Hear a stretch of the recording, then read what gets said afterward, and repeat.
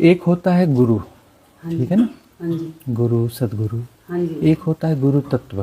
हाँ जी, गुरु तत्व एक ही है, हाँ जी, यह तो आपको पता होगा। हाँ जी, एक ही है, गुरु तत्व एक ही है। एक ही है। उसके प्रकट होने के ढंग अलग अलग हैं। हाँ जी, उसके प्रकट होने के ढंग अलग क्यों हैं? हाँ जी, क्योंकि अलग होने चाहिए, इसलिए अलग हैं। हाँ जी, मतलब उनकी नीड है, हाँ जी, वैसी जरूरत है। अलग अलग किस्म से गुरु देशना दे रहे हैं, क्योंकि हाँ जी, देशना किनको दी जा रही है? जिनको दी जाएगी उनके तल के आधार पे दी जाएगी, हाँ जी, है ना। देशना लेने वालों के तल अलग अलग हैं, उनके ढंग अलग अलग हैं। तो इस तरीके से गुरु अलग अलग होते हैं, लेकिन गुरु तत्व एक ही है। एक ही है। गुरु तत्व का काम क्या है? इसको हम किसी एग्जाम्पल से समझने की कोशिश करते हैं। एक बड़ा वृत्त है, एक बड़ा जो है गोला है ना, एक वृत्त है। उस वृत्त से हमें केंद्र की तरफ आना है, सेंटर की तरफ आना है, ठीक है। सेंटर एक होंगे, दो होंगे, 10 होंगे, एक वृत्त के कितने सेंटर होंगे? एक ही होगा, है ना। उसकी तरफ आना है। अब परिधि बहुत बड़ी है, उस परिधि में अलग अलग जगह पर लोग हैं, ठीक है ना। अब जो है गोल गोल चक्कर लगा रहे हैं, उस पर लोग बहुत हैं, सब गोल गोल चक्कर लगा रहे हैं। बोलूं चक्कर में भी नहीं आई, बैठे बैठे से आप हाँ, खुद ही ठीक। सुनते चक्कर भी। हाँ ठीक है, अभी हमारी पहले सुन लीजिए। हाँ जी, हाँ जी, प्रति प्रश्न जब भी आपको करना तो हमारा पूरा हो जाने ठीक के है, बाद ठीक है, करना, हाँ। तो जो परिधि है, उस परिधि से हमें केंद्र पर आना है, और परिधि पर कुछ लोग आते हैं, कुछ लोग आते हैं जिन्हें केंद्र का डायरेक्शन पता है कि केंद्र कहाँ पर है, और वह इशारा करते हैं कि देखो यहाँ से जाओगे तो यह रास्ता सीधा केंद्र को जाता है। यह इशारा करने वाले कौन हुए? यह हो गए गुरु, हो गए सदगुरु, हो गए। इनका काम है इशारा करना। क्या ये वहाँ पहुँचा सकते हैं? नहीं, ये रास्ता दिखाएंगे कि यह रास्ता है। चलना अपने कदमों से पड़ेगा। अभी भी चल रहे हो, चल नहीं रहे हो ऐसा तो है नहीं। सृष्टि का नियम है, या ठहरा हुआ कुछ भी नहीं है। ये सृष्टि गतियों से बनी हुई है, गतियाँ ही गतियाँ हैं। तो हर कोई चल ही रहा है ना। चलना इसका नियम है। शरीर भी फंक्शन में है, ठहरा हुआ शरीर नहीं हो सकता। हम कह रहे हैं कि नहीं जी हम ठहरे हुए बैठे हुए, नहीं, आप ठहरे हुए नहीं हो, शरीर के तल पे भी चल रहे हो। खून जो है दौड़ रहा है, और एक एक सेल में पूरी गतिविधि चल रही है ना। सेल्स होती है ना, जीव कोशिकाएं होती हैं, जीव कोष्ठ होते हैं।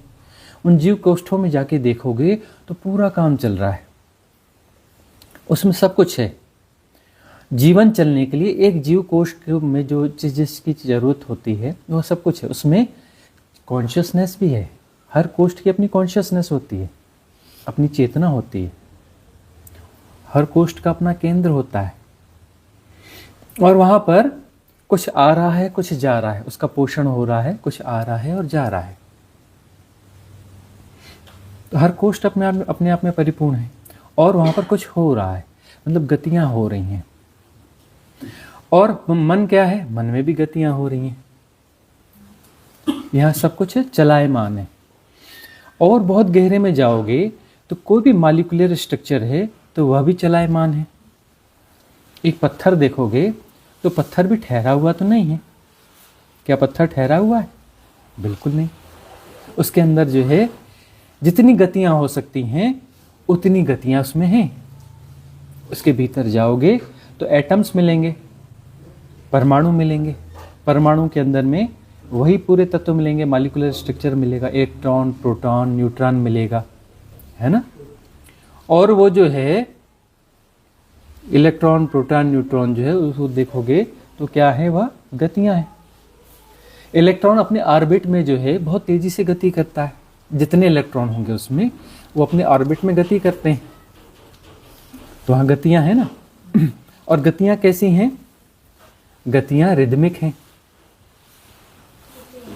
ये देखो कि वह ऑर्बिट में जो गति हो रही है, एक इलेक्ट्रॉन जो है एक सेकंड में लाखों चक्कर काट लेता है ना। और बहुत सारे इलेक्ट्रॉन्स होते हैं, आपस में टकराते नहीं हैं। टकराते हैं क्या? नहीं टकराते, मतलब उसमें एक रिदम है, द लॉ है।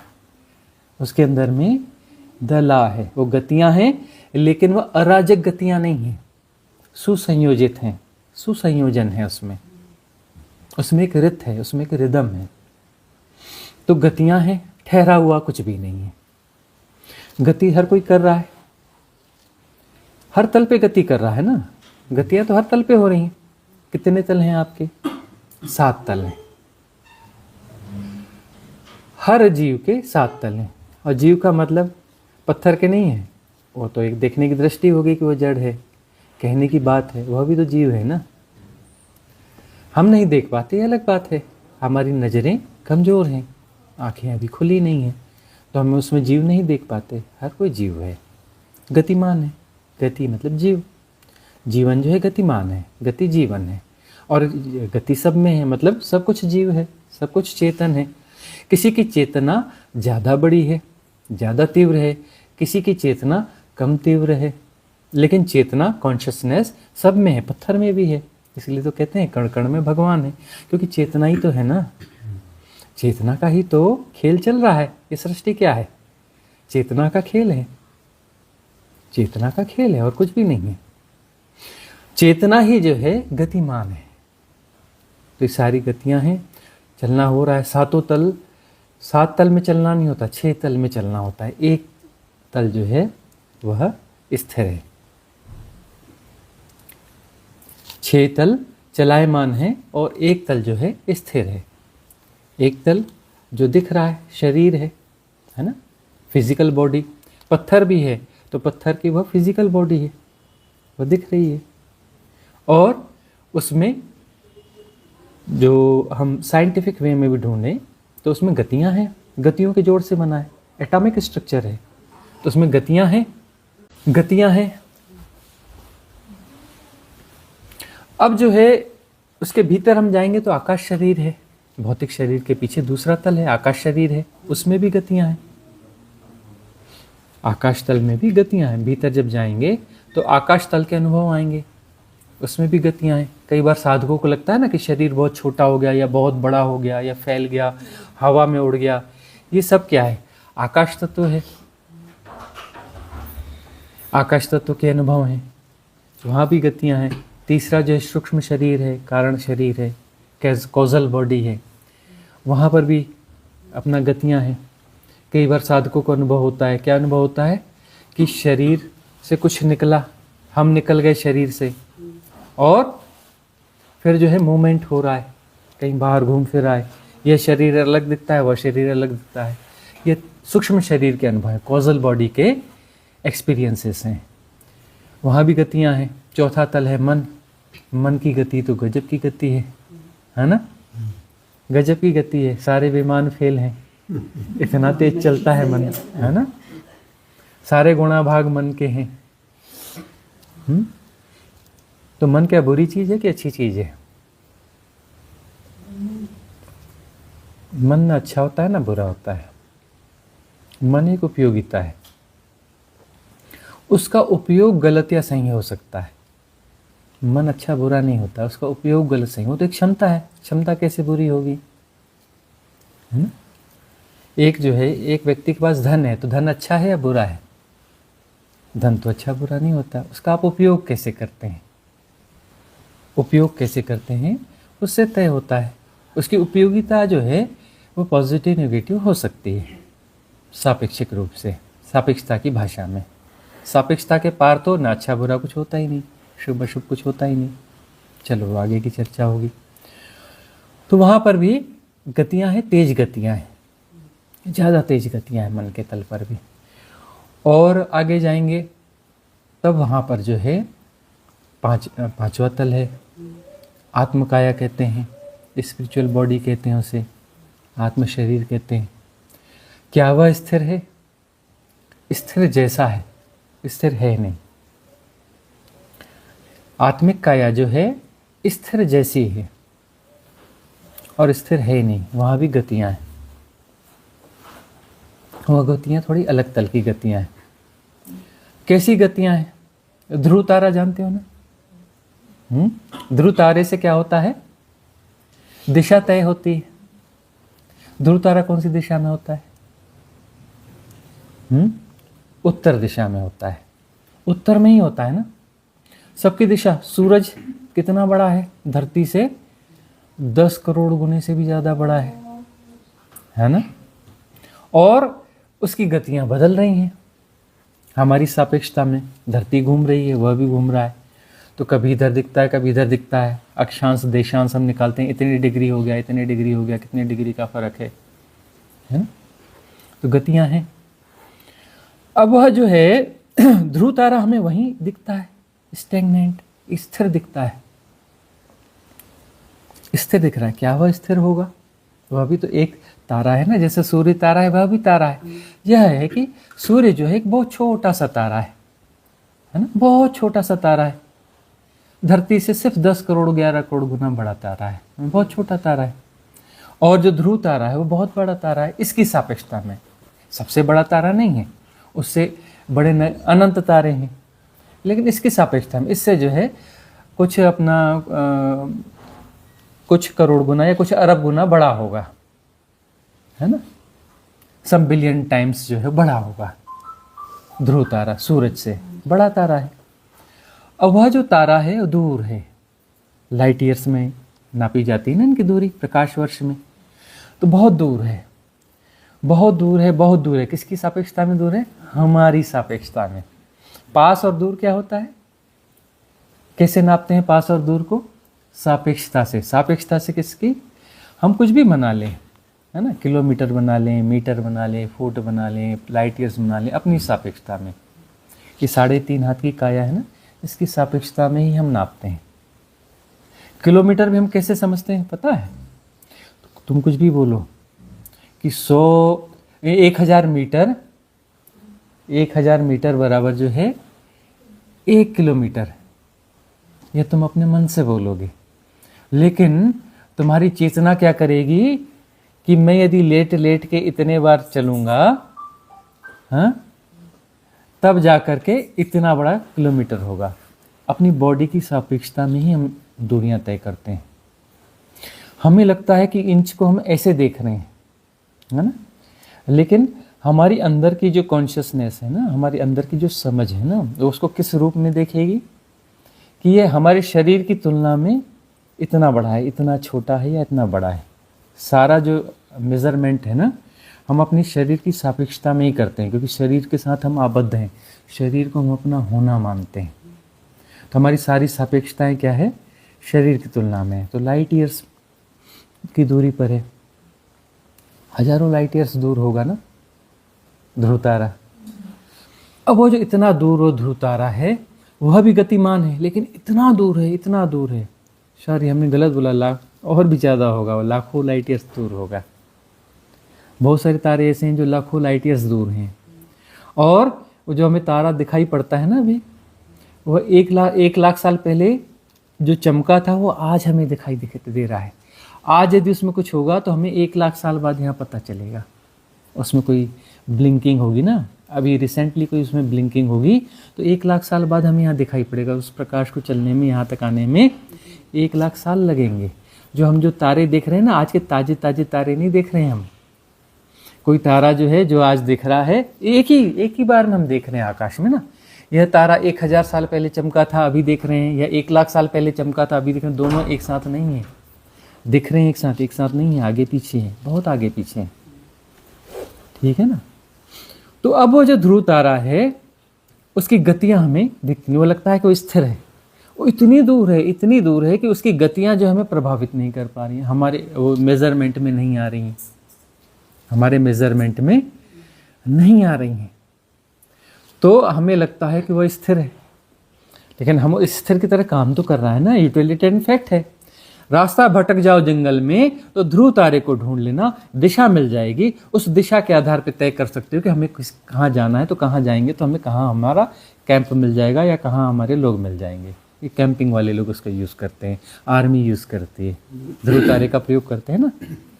यदि तुम भटक गए, कुछ हो गया, तो ध्रुव तारे का प्रयोग करोगे, जबकि वो स्थिर नहीं है लेकिन वो काम कर रहा है, क्योंकि उसका जो प्रचलन है, उसका जो प्रचालन है, उसकी जो गतियाँ हैं, वो हमारी सापेक्षता में जो है ज़्यादा मूवमेंट महसूस नहीं हो रहा है, लेकिन गतियाँ उसमें भी हैं, ठीक है ना, उसमें भी फर्क आ रहा है। तो कुछ लाख सालों में कुछ ना कुछ फर्क उसमें आ ही जाएगा, लेकिन लाख साल इतने हैं कि हमारी सापेक्षता में कोई फर्क ही नहीं पड़ता। हम तो 70 साल इस शरीर के साथ रहने वाले, ठीक है ना। अगली बार आएंगे तो अगले शरीर को पता ही नहीं पिछले शरीर के साथ हमने क्या सोचा था, है ना। पुरानी स्मृतियों का लोप हो जाता है। तो वह जो है स्थिर की तरह काम कर रहा है। ऐसे ही जो है आत्मा जो है ऐसा लगता है कि यह स्थिर है, और वहां से जो हम जान रहे होते हैं तो लगता है कि कुछ देख रहा है, कोई केंद्र है जो जान रहा है, कोई केंद्र है जो देख रहा है, और वह केंद्र जो है साक्षी कहलाता है। मतलब अल्टीमेट नहीं है साक्षी, लेकिन काम कर रहा है। पहले तो यह हमें साक्षी तक पहुंचना पड़ेगा। काम कर रहा है साक्षी, ध्रुव तारा काम कर रहा है ना, साक्षी भी काम करता है। अंतिम नहीं है साक्षी, अंतिम नहीं है, बीच का पड़ाव है, लेकिन यह पड़ाव महत्वपूर्ण पड़ाव है। क्यों? क्योंकि 4 शरीरों तक क्या होता है, ये भौतिक जगत होता है। ये भौतिक जगत जो है 4 शरीरों तक, 4 चक्रों तक जो है भौतिक शरीर होता है, इहलोक होता है।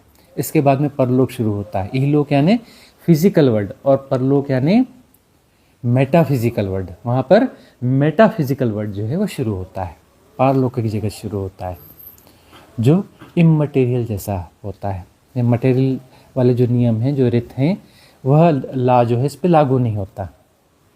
इस ला के वो पार हो जाता है, इस नियम के पार हो जाता है। तो वह जो है आत्म शरीर जो है, आत्म शरीर है, वहाँ पर जो है ऐसा लगता है जैसे हम ठहर से गए हैं, ठहराव महसूस होता है।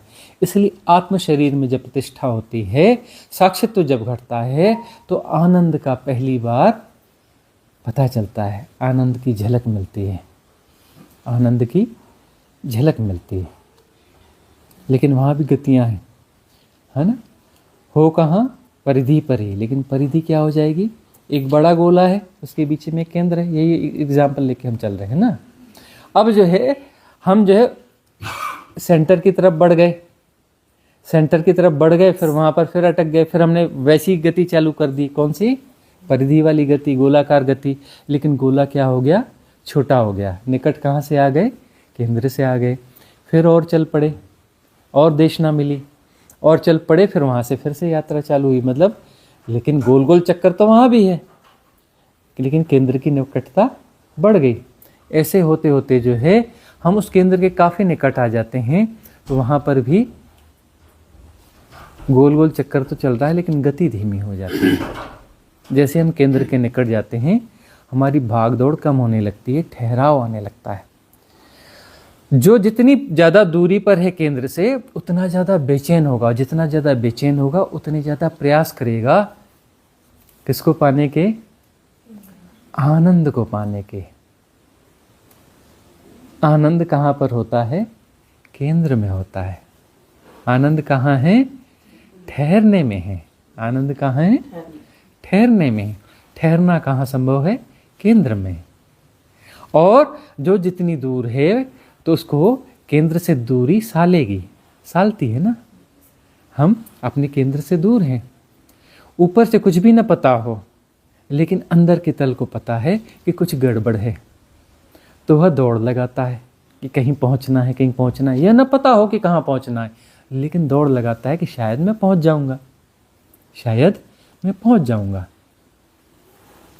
तो दौड़ जो लगाते हैं, सारी दौड़ें जो हैं उसी की दौड़ है, अपने को ढूंढने की दौड़ है। हम कहाँ हैं? हम केंद्र में हैं।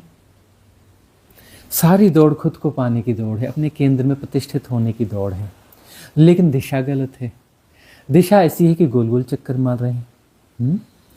और वहाँ पर एक जस्टिफिकेशंस आते हैं, अरे दौड़ो, तेज दौड़ो, शायद पहुँच जाएंगे, आनंद तक हम पहुँच जाएंगे। तो वहाँ पर जो है परिभाषाएं कुछ और आ जाती हैं। शायद खूब धन होगा तो हमें आनंद मिल जाएगा, और पाओ, और दौड़ो, और दौड़ो। शायद यश प्रतिष्ठा हो जाएगी तो हम दौड़ दौड़ के यश प्रतिष्ठा के माध्यम से पालेंगे। किसे पालेंगे?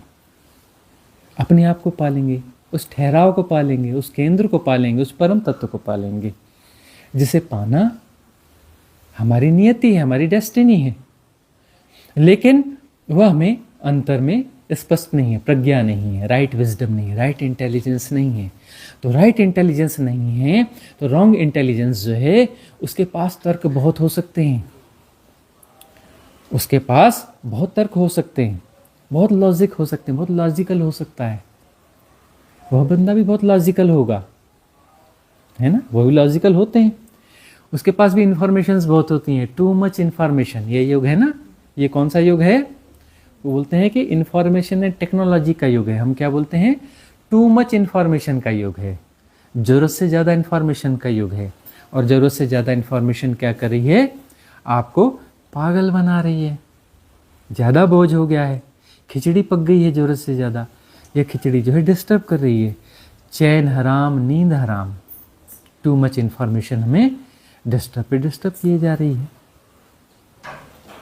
ठीक है ना। तो इन्फॉर्मेशन जो है, जो परिधि पे दौड़ रहा है, वो ज़रूरत से ज़्यादा इन्फॉर्मेशंस भी बटोरता है। क्यों? क्योंकि दौड़ दौड़ के वो थक रहा है और दौड़ दौड़ कर उसको लग रहा है कि बात कुछ बिगड़ भी रही है, तो वह जब बहुत सारी इन्फॉर्मेशंस के द्वारा अपनी उस चीज़ को ढकना चाहता है, अपनी बेचैनी को ढकना चाहता है। उसे समझ में नहीं आता कि मैं क्या करूं, कुछ भी करने लगता है कि किस प्रकार से मैं अपनी बेचैनी को शांत करूं।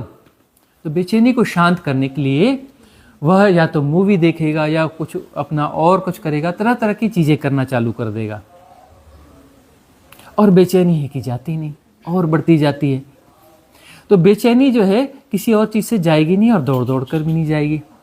दौड़ दौड़ कर भी हम नहीं पा रहे हैं, जिसे पाया जाना है उसे हम नहीं पा रहे हैं। खूब दौड़ रहे हैं और नहीं पा रहे हैं।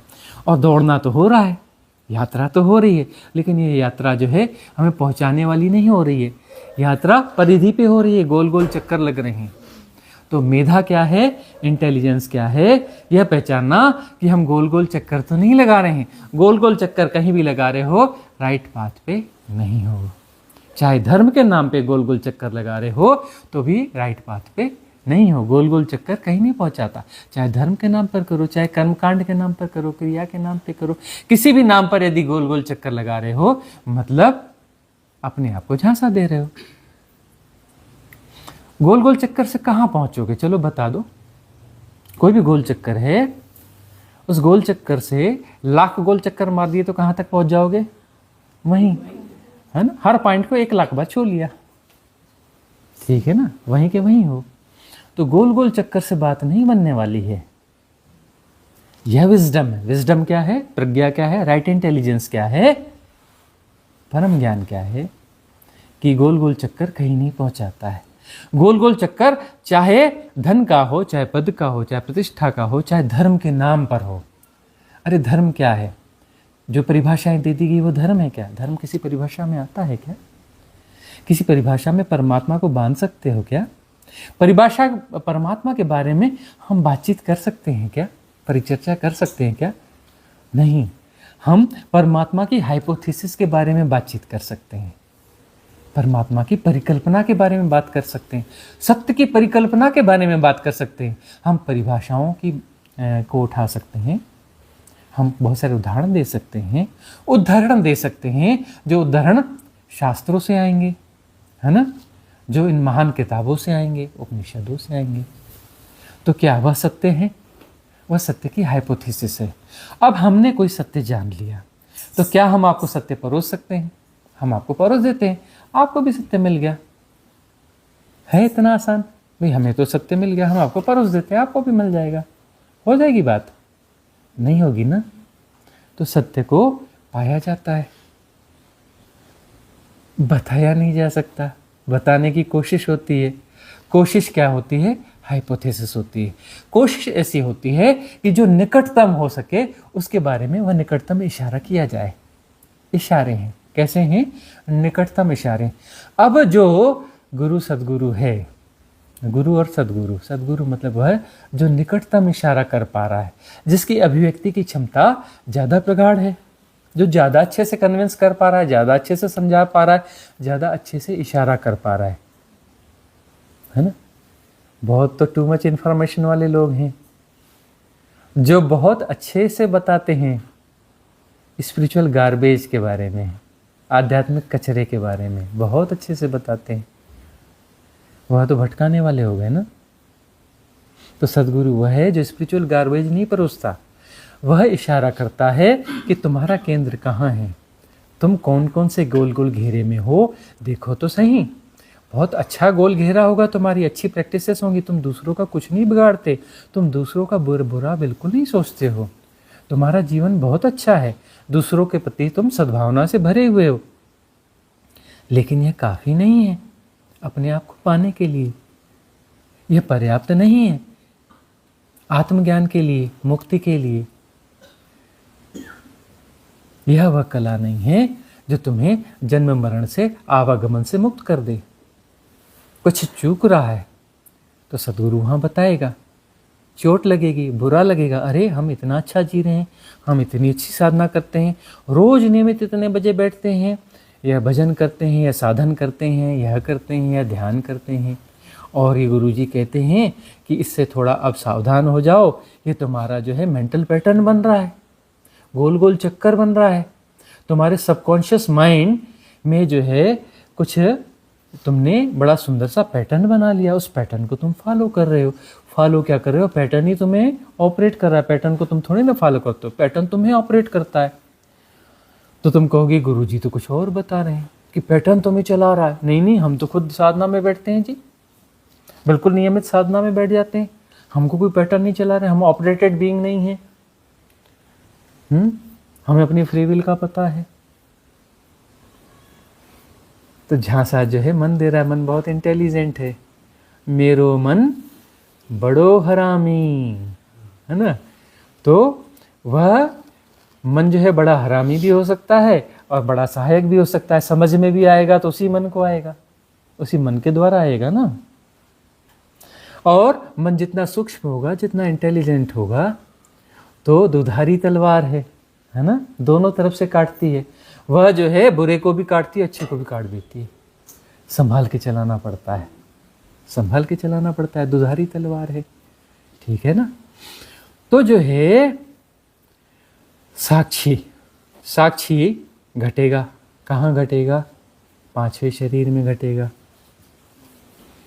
तो वह अंतिम नहीं है, अंतिम नहीं है, लेकिन छलांग लग गई, मेटाफिजिकल वर्ड में छलांग लग गई, फिजिकल के पार हो गए।